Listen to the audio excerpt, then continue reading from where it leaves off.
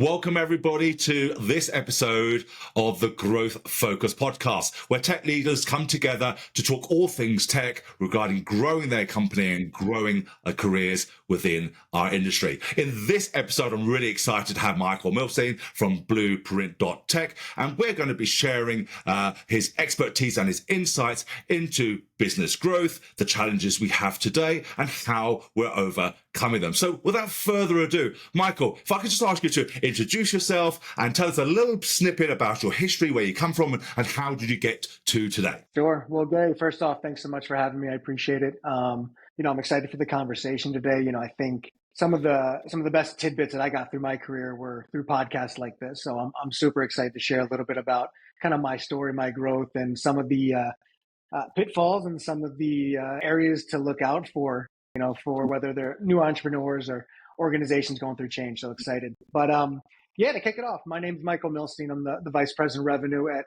Blueprint. Blueprint is an ad tech piece of software. What we're doing is we're finding our clients the most productive and most efficient ads and utilizing AI to provide insights on where to spend money for the most efficient ads, and then also providing guidance on creatives that are the most successful and whatnot.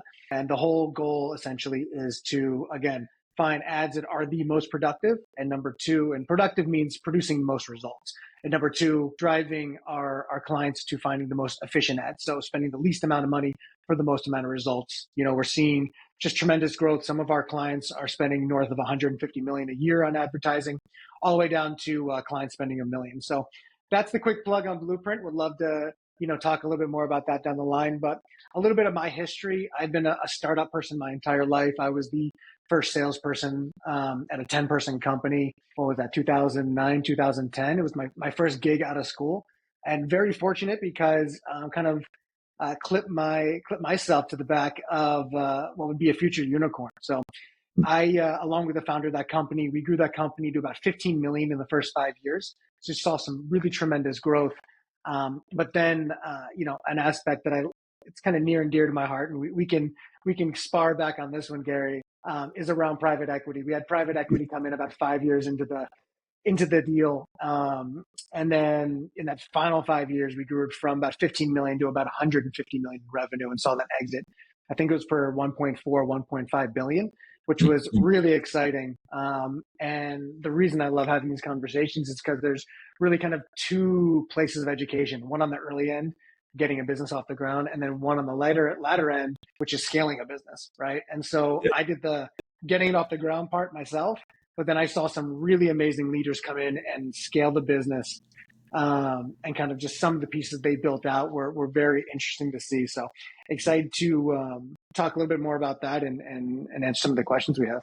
Brilliant, yeah, and I think you're absolutely right. It's always fascinating when you've seen through the front end, building that company from where it was to where it went, and then the second part of it, scaling it to selling it and things like that, and the different attributes and the different, let's call them team members that are required to do phase from there. So let's talk about the building it from the start. As you said, you were very fortunate enough to clip your wings from there. You're in almost from the very, very beginning. What are the lessons that you can learn from there about building a business from the ground up that you can share? Yeah, it's interesting. What I see, and I've seen it. So in between these two companies, I was at a venture capital. So we actually took the money that we earned from that sale. We started a venture capital where we invested our time and our money to go build out startups. And it's a theme that I saw happen throughout the startups. It's two pieces. One is CEOs that know their limits and understand where their deficiencies are, right? If you can find a CEO, an entrepreneur that understands that from the start, it's amazing, right? Because then they're not going to be holding on to things that they're not too good at.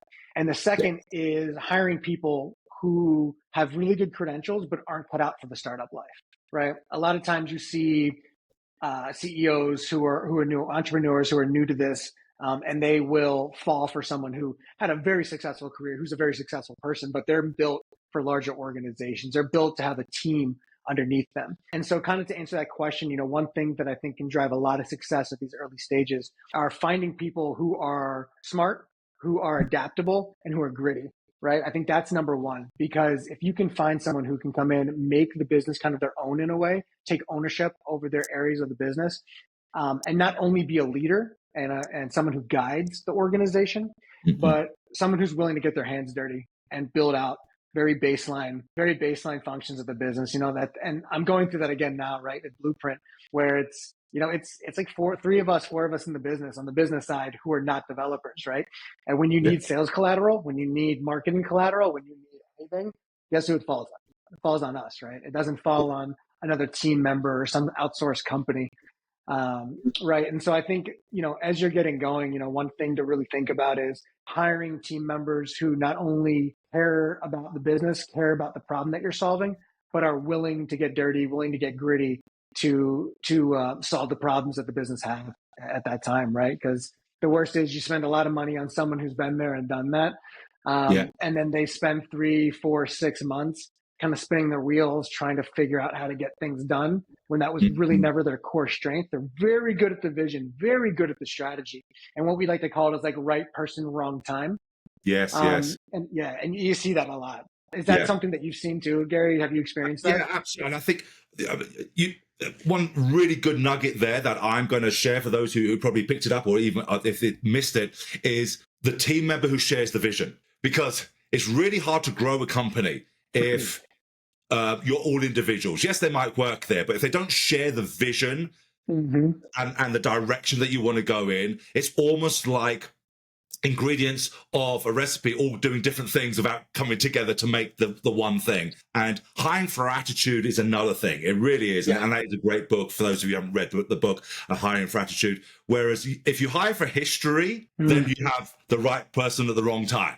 But if you're hiring for attitude, you say, right, this is where we are right now on our journey. This is where we want to be. This is definitely, are you buying into this or not? And they take ownership, like you said, Michael, they're taking ownership of that journey and that destination. And that's when you have a good cohesive team to grow, and then we'll Yeah. push that. So that was just one of the things which I found extremely important when it comes to growing that company. Fantastic analogy. No, there's tons of analogies in the business that you can relate to this. And I think that's a perfect one, right? If it's kind of having like a sous chef and a chef, right? You know all the ingredients, but if they're not aligned at the end result, then people could end up with a different product or a different cake or a different, whatever it is, dish along the way. And I think that's very important. That's a great thing to call out. Yeah. Yeah, absolutely. So let's shift sides a little bit. Let's shift to where Blue Tech is now.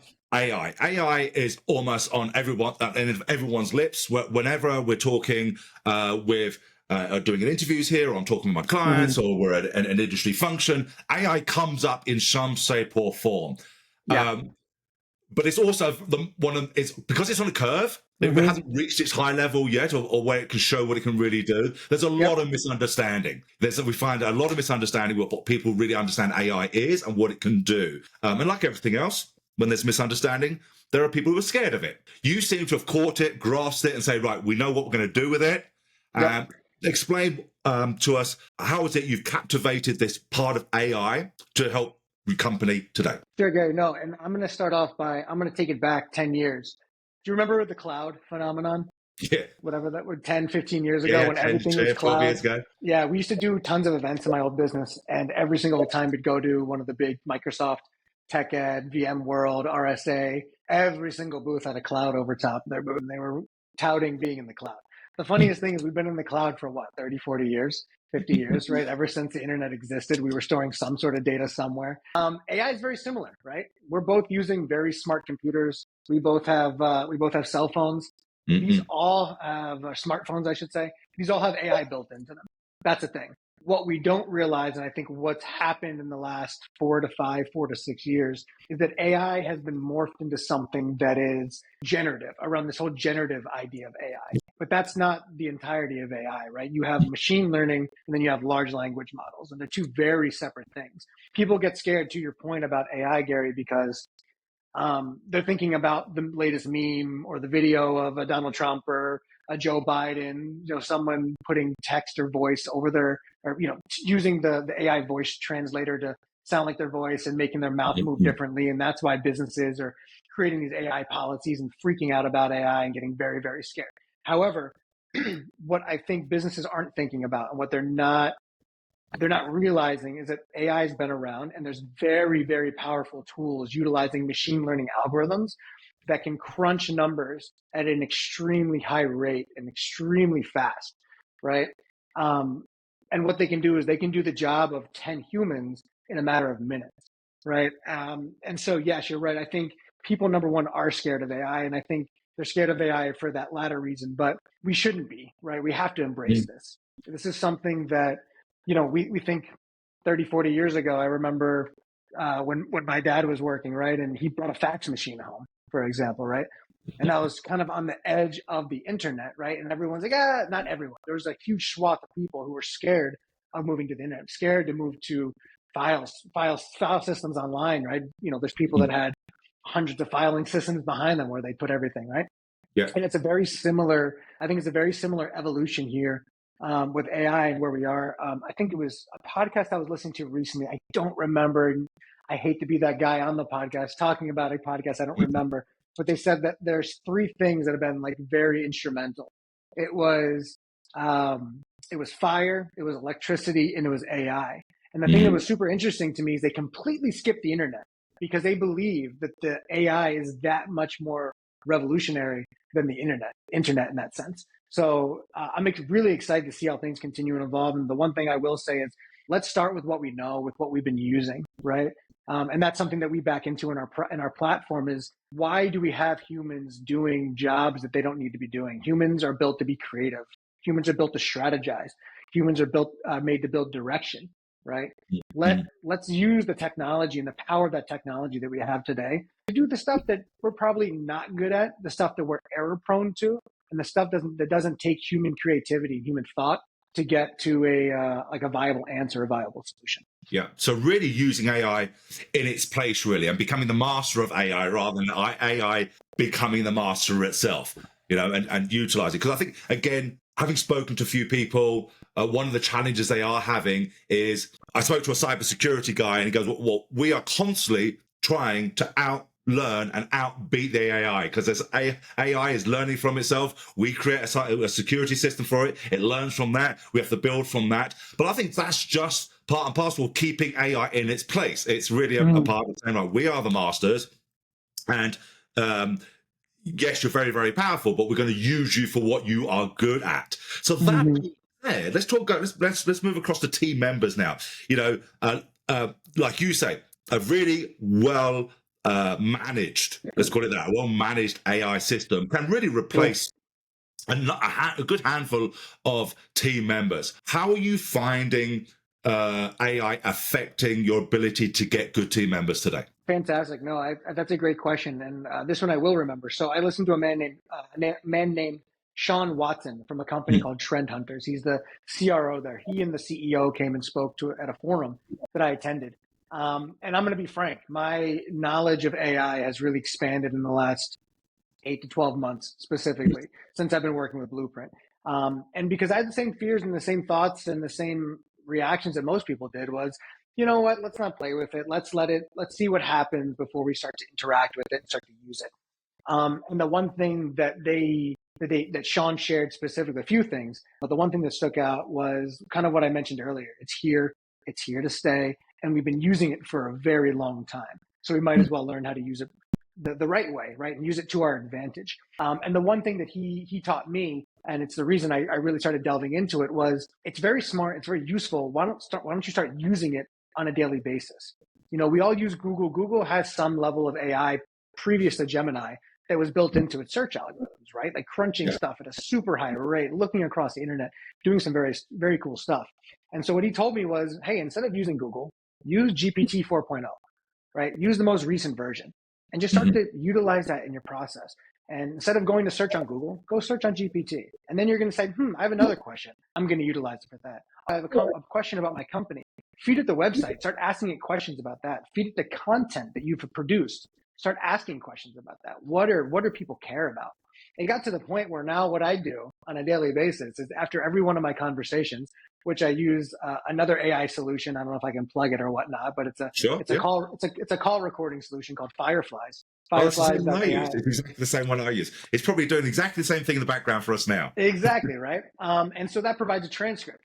What better way to analyze a call than taking that transcript? And I think Fireflies does a great job. I've seen Fathom, Read.ai. There's a bunch of them But what we did was we took the transcript, fed it into GPT 4.0, and said, hey, here are the people in the conversation. I want you to pull out the exact pain points that we discussed.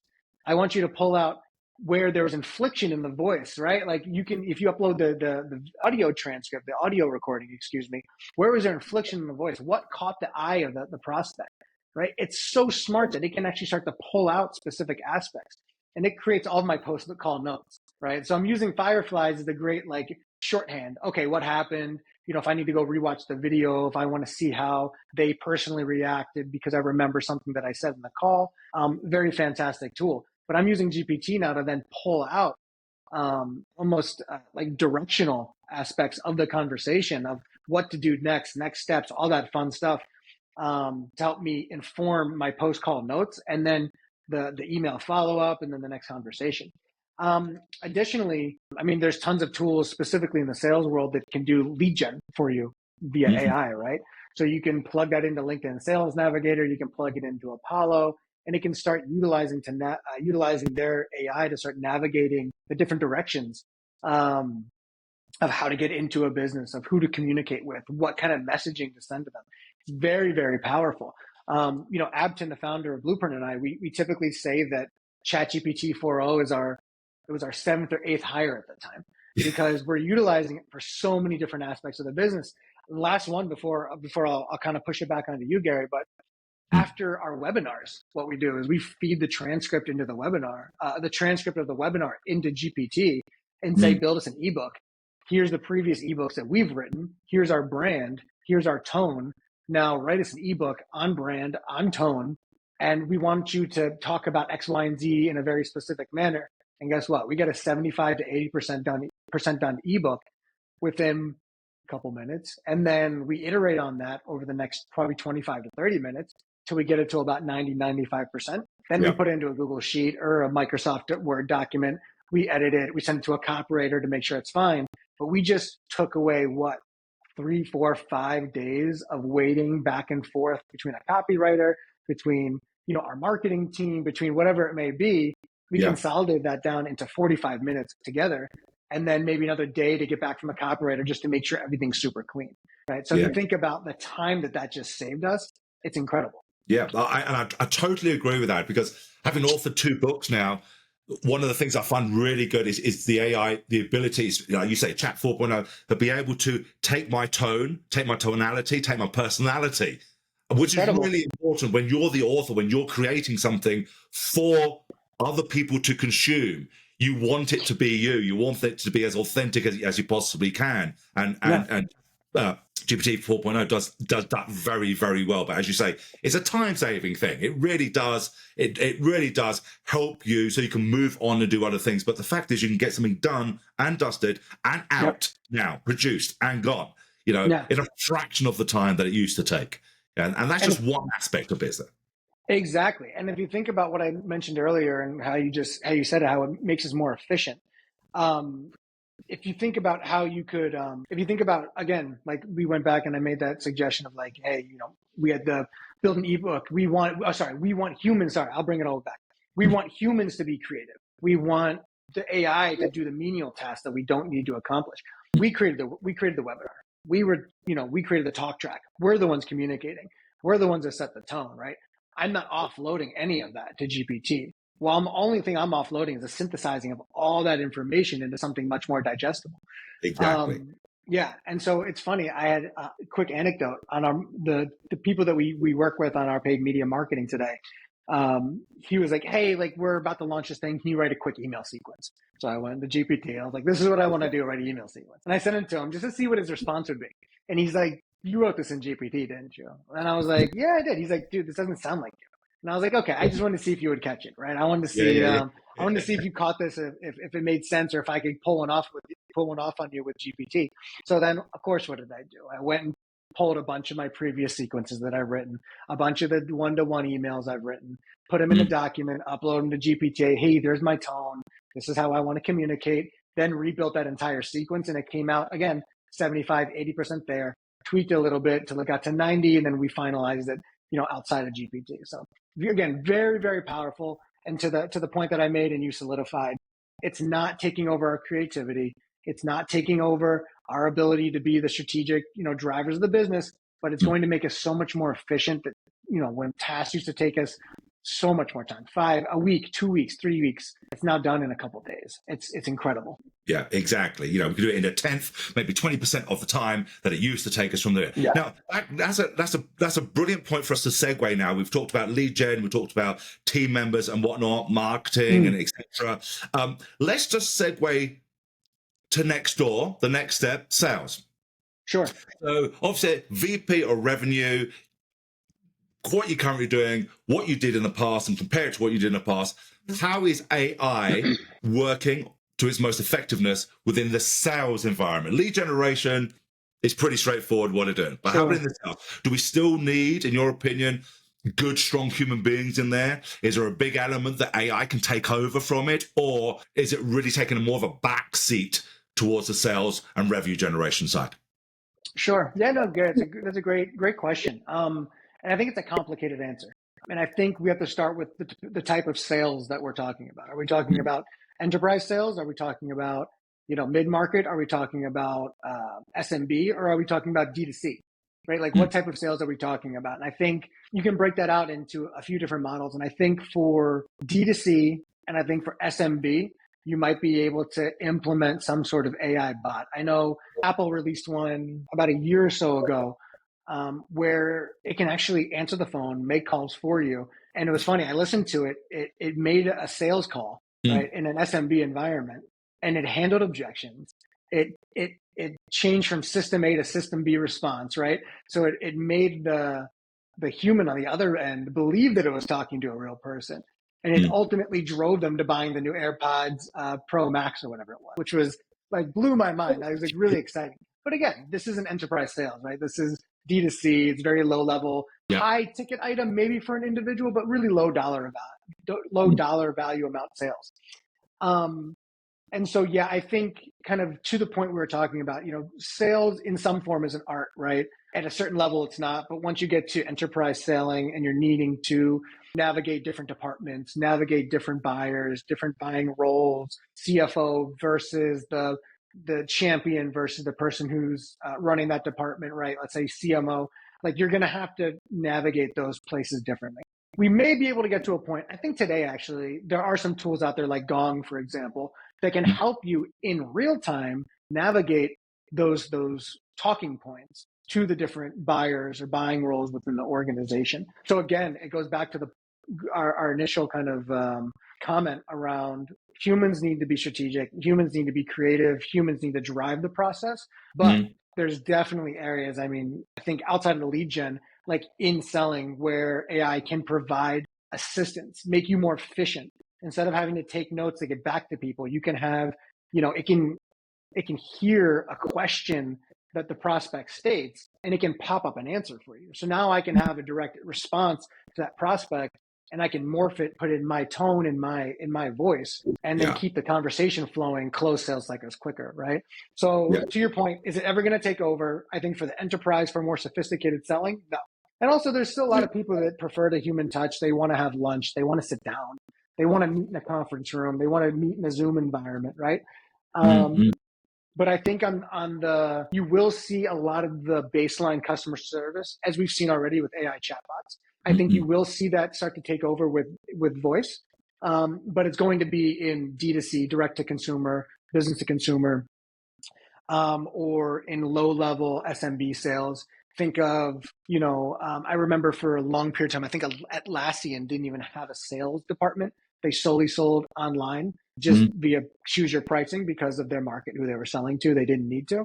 So maybe something in that line where it's, again, low dollar value amounts to like an SMB or something that's not, break the budget, right? Where you don't really have the budget for it, a couple of $1,000 a year. That might be a place where you will have AI bots directly through chat or via voice answering questions, providing guidance. Yeah, and I totally agree with you. It's like we still need that human element. We still need that human insight and input to it. So I think it's going to be a pretty long way off before it even reaches anywhere near or come past the lower echelons and the lower price levels where it can help. But That's a Well, nice one to talk about. Let's talk about your day. I mean, now as VP of revenue, what is it that you do? How do you fill your day? What does a typical day in a day, Michael, look like? Sure. So it's a shiny title for a startup, right? So I'm going to be honest, and I'll crush my own ego. Well, it's awesome to have the title. There's a lot going on because number one, I'm direct selling still. I'm building up our customer base. I'm still doing customer support. I'm still running pilots with the founder, right? We're still in a very early growth stage. We're about 20, 25 customers. Our goal is by the end of the year to be around 40 to 50 customers, so double that, and to be really, pushing revenue goals next year. I do have a team of BDRs, two BDRs that are handling a lot of our inbound leads. So, for example, I was BDR 3 months ago. I was answering all inbound leads, qualifying them, ensuring that they were the right person. But again, this goes back to the original statement when you asked about some of the challenges working in a startup, right? If I was a VP of revenue at a 500 person plus company, I am not the right choice to come in to be the VP of revenue at a startup. It is just different worlds. And it's not because at one point I didn't do it. It's because for the last X number of years, I'm used to having a sales ops team, a marketing ops team, a sales revenue team, right? Like you have different parts of just within sales, within that organization that are not direct sellers, that aren't managers, that support the entire organization. I mentioned collateral earlier. I mean, think about that, right? There's so many different areas of the business. And again, that's why I see so many of these leaders fail, not succeed. Let's not say they're not as successful when they go to startup world because they're so far removed from the groundwork, right? So typical day is, for example, today, outside of this conversation, stand up with the founder, stand up with the dev team, making sure that we're on track. We're all still driving towards the same goal. And then a couple meetings around marketing growth and goals. We have an outsourced paid media team that we work with, but they're driving a tremendous amount of success for us, driving about 1,000 leads a month. And about 20% of those, 15 and 20% of those are MQLs, which is awesome. And then I have a sales stand up where then I'm understanding, what did we do yesterday? What are we doing today? Measuring them against our KPIs, making sure that we're getting calls scheduled, net new. And then I have 2 net new calls later this afternoon, which I'm super excited about. So, and that's understanding the problem, why they're looking at, what caught their eye, either about our ads, our website, or whatever we've done, trying to drive them to pilot. And then I have 2 pilot calls as well today. So conversations that have been evolving.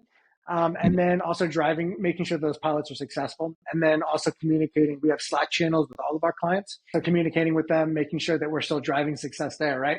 So if you think about it, it's BDR to salesperson to closer to account manager to customer success, right? It's literally, managing the breadth of that until we get to a point where, we're in the black, which will be very soon. We've taken a little bit of outside money, but we believe that we can grow this organically, and we're starting to hit a lot of those metrics that are showing that. Until we get to the point where I can start then hiring for those pains, right? And then also, kind of to our point earlier, utilizing AI to solve for some of those pains. So we have an AI bot that's built into our platform, understands everything about our platform, and it's scary, very scary how much it knows. That you can ask very kind of obtuse questions, and it'll gather that, understand it, and be able to reply in a very direct manner. It's very, very cool. Oh, wow. That is fascinating. That is fascinating. There's 2 things that came out from that, Michael, and I want to just touch on that. I can't believe, we've been chatting for almost half an hour already. This has been so exciting, really enjoying it. But I think something that you touched on, which is really important, is that, as you quite rightly say, the right person at the wrong time, or the wrong person at the right time. You are now hands-on. You're in the trenches. You're doing the stuff that needs to be done, and all of it as well. As you said, you were the BDR, and now you got BDR. How important is it that you feel that before you can build a team, you need to have done the work yourself? That's a very good question. I've seen people who haven't built the team, or who haven't done the work themselves, build the team. And they're very good at finding the right talent and bringing in the right person. Again, though, I think that's a bigger company problem. I think at this level, there's no room. At startup, through 20, 25 employees, maybe up to about 50 employees, there's no room for managers who just manage. I don't think it's possible. I think once you start to eclipse that and you get to a point, then you can bring in, I think sales leaders are different, right? Like you can bring in sales leaders who have been leaders at other places to then manage once you get to that point, right? But I think prior to that, it's very, very difficult to understand the workings of the organization and to be successful, because then you're paying someone a lot of money to manage something that's almost like ungovernable, unmanageable at that time. Yeah. If you think about it, right? Finding its way to it's finding its own feet of what works and what doesn't work, what's safe and what's not safe. And we still go through that. We're still iterating on our message because we're seeing that things are working really well, right? Oh, we have to change the way we're talking about this because people are responding to this better. Yeah. So, I mean, that's a really good question. But I do believe that there is. I mean, I have family members who are very good who never did the work, but were, vice presidents of specific organizations, because of very large organizations, because they knew how to find the right talent and hire the right people. And they were very good at mentoring, guiding, and leading those people, having never performed the role of that. Right? So I think there's definitely a place for it. I think it's at larger organizations that are a bit more evolved, that have those levels of management. But I think it's very, and I mean, we've seen it. I saw it in our own business at this company. We brought in someone who just wasn't the right fit, right person, wrong time. Had done the work before, but for the last X number of years was doing management work, which is fine, right? Like there's place for that. But also, there's also a very difficult skill set of managing people to success. That's very difficult. I'm not claiming to be an expert at that, right? Like I had to learn that in my last company because I was so used to being on the ground floor and doing it, right? And I failed miserably for a period of time until I had a mentor that came in and kind of coached me to manage people to success. Because managing your own deals, managing your own pipeline to success is very different than managing teams' goals, deals, and pipeline to success, right? You can't hold every one of those projects, those deals as tightly as a manager, because now you have 15, 20, 25 people in even management levels that are reporting up to you. You wouldn't be able to sleep, right? You have no time to do that. Plus, you're not letting your team members, you're not guiding them effectively. You're not letting them grow, fail, see their failure, and then grow from that failure, right? It's okay to lose a deal here or there, as long as we continue to see improvement and success built from that. And that was something I had a really tough time letting go of, as I transferred in from rep to manager and even player coach to just pure manager, was letting go of some of those deals, right? Because you want to hit your number, you want to see success, you want to get those commission checks, right? And the only way you do that is if you manage your team's success, and letting go of them and letting them run wild and figure it out in a way, but through guidance, is extremely important. So I know I kind of went a little bit around, but to bring it back, I think at early stage, it is very difficult to bring in someone who hasn't done it before, who hasn't performed those tasks, those roles. I think it's very difficult for them to come in and figure it out. Not saying that it's impossible, but you want someone, again, who's willing to get their hands dirty, who's willing to take on 5 to 6 different roles in the business to get the company to a point to then start hiring for those roles and then letting those people run with those roles. If that makes sense. Yeah, no, it makes total sense. And I think, as you say, especially when it's a startup, especially when you're in that growing stage, as opposed to the scaling stage, you can always say, boots on the ground. It goes back to sharing that vision. If you're too far away, it's really hard to share that vision. But if you've right there at the very beginning, you know what the vision is. You can share nuggets of that vision. It's a lot easier then to impart that upon a team to move towards that thing when you're growing. As I said, it's different. It's different when you're scaling, but when you're growing it, you've got to say, right, this is where we're going. This is what didn't work. This is what I'm suggesting doing. And then, as you say, let go, let the team do it now, and let them fail fast, learn from it, and grow from it. So that's a really good. Thank you for sharing that. That's a really, really good, important part. So as we come to the end of this, I want to ask you, there's a couple more questions I have for you. The first one is, you've got things, it really sounds you've got things nailed in, you're hardworking, the company's going from strength to strength. What's the goal for Blueprint in the next 12 to 24 months? Where do you see it? What does success look like to you guys? Sure. Well, I'm going to go with the old VC adage, which is, triple, triple, double, double, double. That's really what my goal is, especially at this early stage, because I think it's I think we can cross a very large milestone by the end of this year, which is $1 million in revenue. And that would be, 3-4x growth from 2023. So I believe we can get there.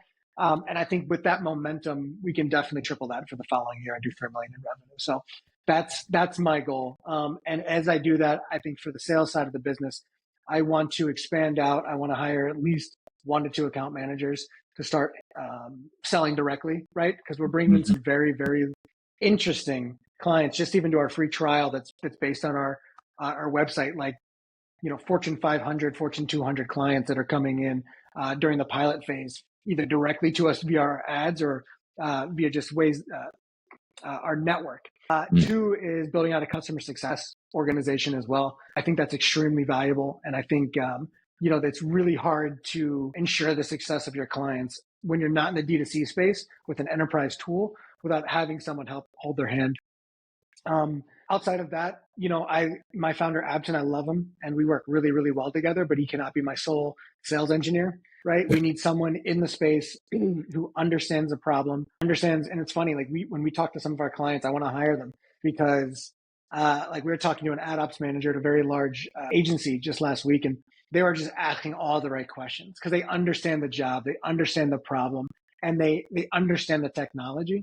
And so they're just asking all the right questions. And I even said, I was like, hey, if your boss wasn't on the call, I'd try to poach you, right? Like literally. And it was a joke in all honesty, but that's another area. So it's account managers that help sell, customer success to help ensure the success as people get onboarded, and then a solutions engineer as well to help us sell, someone who's been in the industry, someone who's been in the industry, someone who understands the problem, understands the pain.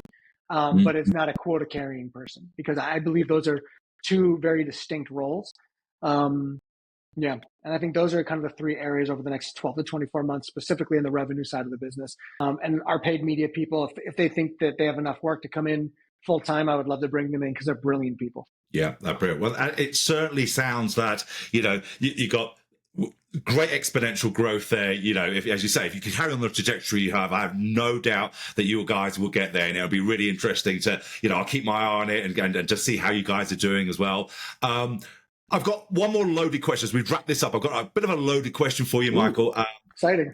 You're obviously a guy on the ladder. You have your feet are on the rungs. You're looking upwards to where you want to go. If you were to share with us one golden nugget of success when it comes to growing your company, not scaling your company. I know we've had experiences there, but growing a company, a tech company today, what would that be? Yeah.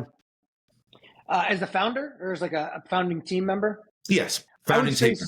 I would say something that's very overlooked, and it's because a lot of founders come from the technical side. So I don't blame them for this because they don't know this, but they or someone in the business needs to be 125% focused on sales. And that's something I think they undervalue. They believe, if we build it, they will come, right? If we build this platform, it's so good that everyone's going to come, which could be true. It's very rare, very rare. I saw it happen with HashiCorp. But again, HashiCorp, I forget the founder, his last name's Hashi. But if, he did focus on selling, they had a very interesting model. But I think that's one thing that's very undervalued with a lot of founders.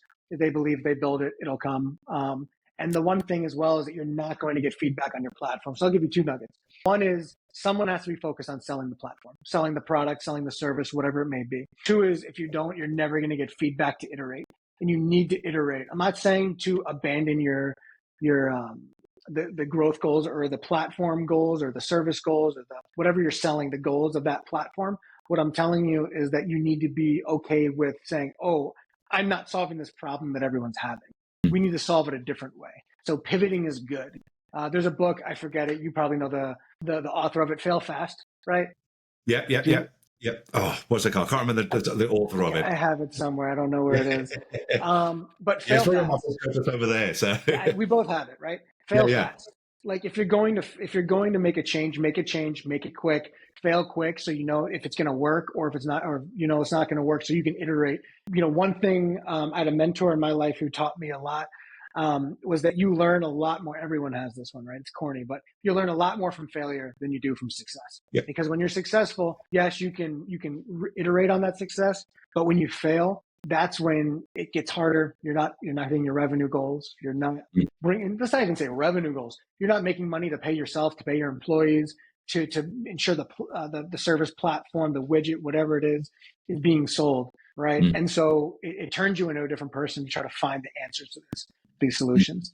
So failing fast, right? So I think that's the number one is you have to have someone in the business that's going to be selling 125% of the time.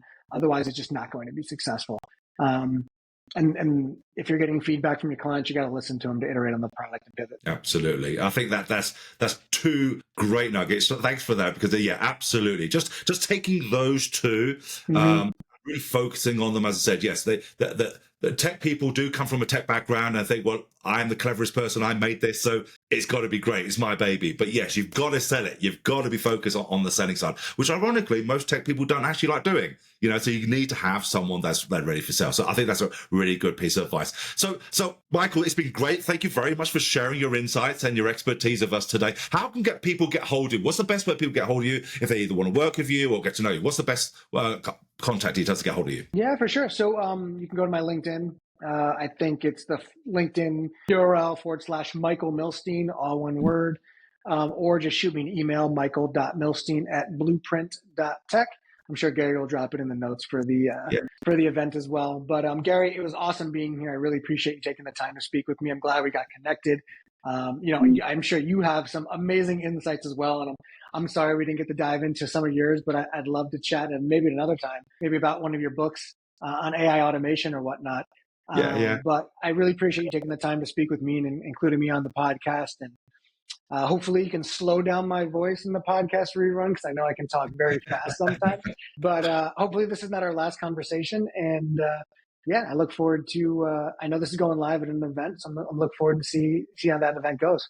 Well, Michael, thank you very much for your time. I really appreciate it. You've dropped some really great, some golden nuggets today and some insights. So thank you very much. I know it will not be our last conversation. It's been an absolute pleasure getting to know you, and we'll chat more and more offline as we go on. So, ladies and gentlemen, thank you very much for joining us with this episode with Michael Millstein. It's been absolutely fantastic. If you've got some really good nuggets out of it, let's help everybody else within the industry from there. So make sure you do one of four or all four, which was to like, to comment, to share, and subscribe, so that everybody within our great industry can grow as we move forward. So again, thank you very much for joining us on this episode. And until next time, goodbye. We'll see you again. Bye-bye.